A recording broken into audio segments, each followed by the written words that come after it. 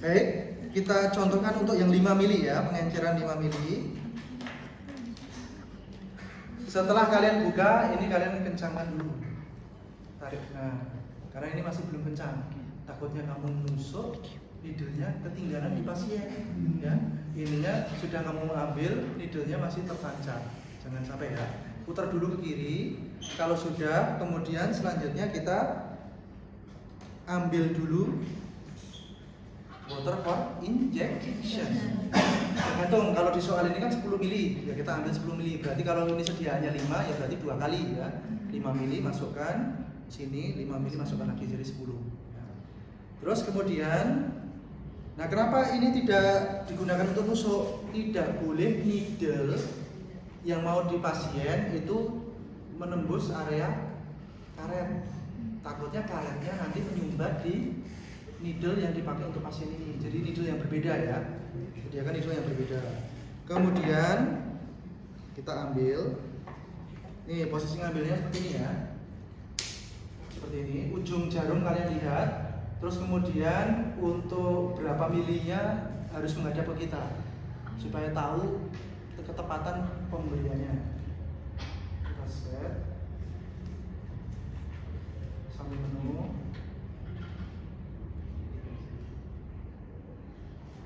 Nah, jangan sampai ujungnya itu melebihi cairan. Kalau melebihi cairan kan ada udaranya, maka kita lakukan aspirasi. Oke, contoh ya, ini sudah.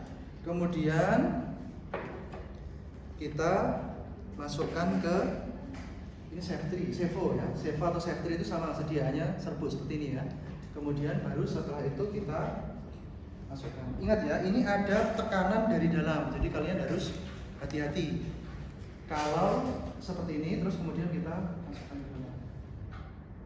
Nah, nanti kan jadi encer ya. Jadi encer. Nah, ini kita kocok atau kita goyang-goyang supaya tercampur. Nah, ini ada tekanan. Kalau kalian tidak tekan seperti ini, dia akan ngalir sendiri. Ya, karena ada tekanannya. Jadi kalian harus tekan. Kalau mau nyepet, tinggal kalian biarkan. Nanti dia akan nyepet sendiri. Ya, karena ada tekanannya. Atau kalau pengen cepat ya kamu langsung tarik. Nah, sampai habis.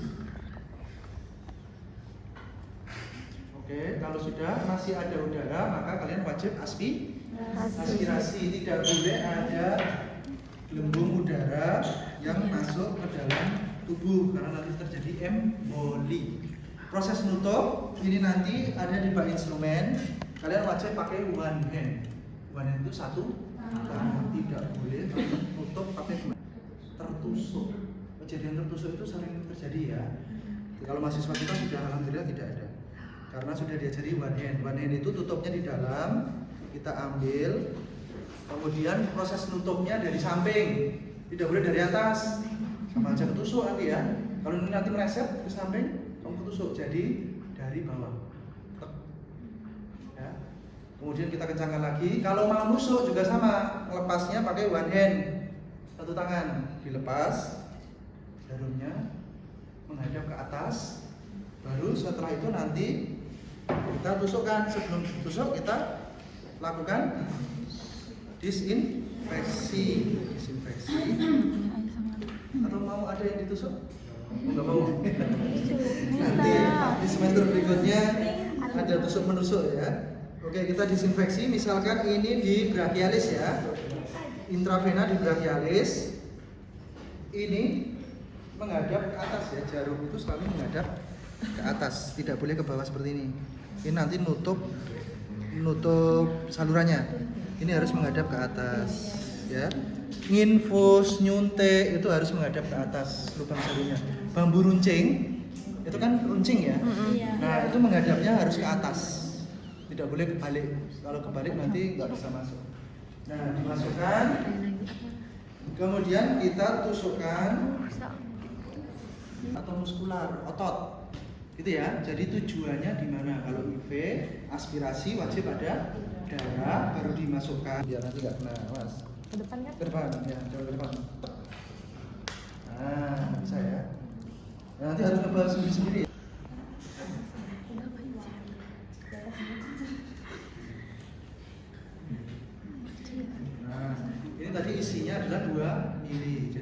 proses seperti ini namanya diaspirasi dulu ya, supaya tidak ada udara sampai nanti muncul obat di ujung jarumnya.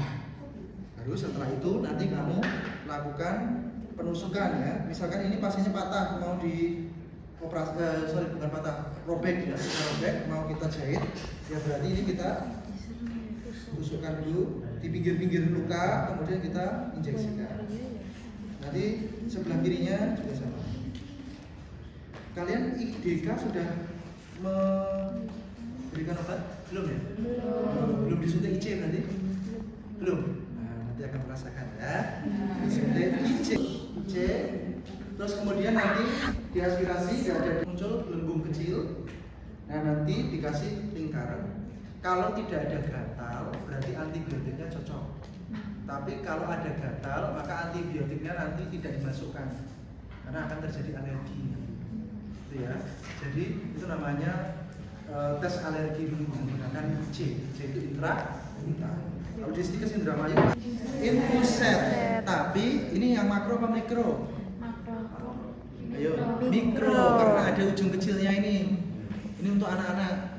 Tapi kalau untuk dewasa tidak ada ini ujung kecil besi ini kan. Nah, ini kan untuk bayi atau anak, itu namanya tetesan mikro. Tapi kalau dewasa nggak ada. Ini namanya infuset. Tapi kalau ada jaringnya atau penyaringnya itu namanya transfusi set. Jangan keliru ya. Transfusi set digunakan untuk kebutuhan cairan berapa dikali faktor tetesan. Kalau dewasa berarti dikali 20. Dari mana Pak? Itu sudah konstanta, sudah rumus. Sebenarnya faktor tetesan makro itu ada dua, 15 sama 20. Ada referensi yang mengatakan 15, ada yang 20. Tapi sampai saat ini yang digunakan yang paling sering adalah 2. Pasien dewasa adalah 20. Sedangkan untuk mikro yang kecil tadi itu adalah 60. Nah, kalau kamu di BPJS biasanya tusuknya di karet ini. Ya, disinfeksi, nanti tusuknya di sini. Tapi kalau pasien kelas atau pasien VIP nanti ada tonjolan kecil di sampingnya kayak cabang. Nah, itu tempat khusus untuk nusuknya. Jadi berbeda ya. Nanti mungkin kalau kalian PBK atau di praktek di rumah sakit akan menemukan jenis yang berbeda.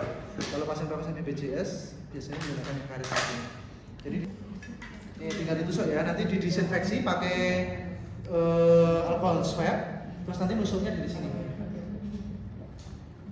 Nah, ini ditusukkan, aspirasi, kemudian baru setelah itu dimasukkan.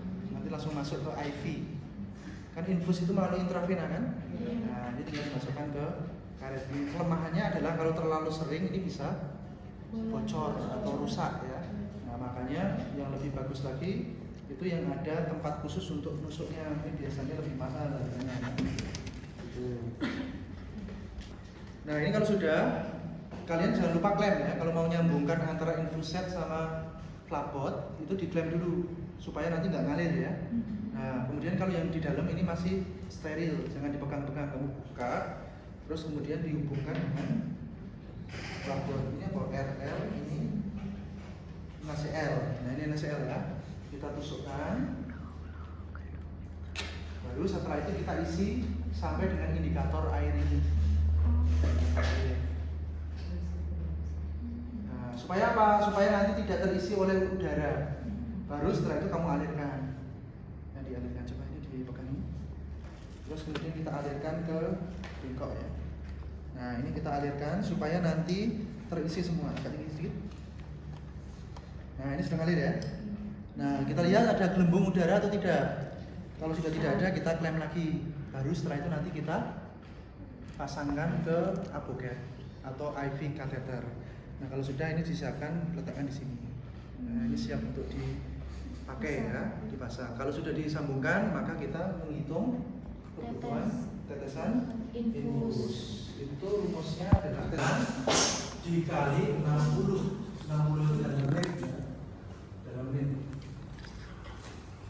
Contoh, ada pasien luka bakar menit, coba hitung nanti ya, pakai jam tangan atau sekarang pakai jam yang ini ya, dicantolin itu ya, jam safety itu sudah punya belum? Belum ya, nanti kalau mau praktek itu dihitung dalam 1 menit 31 kali. Contoh seperti itu ya, itu cara perhitungan faktor tetesan infus. infus.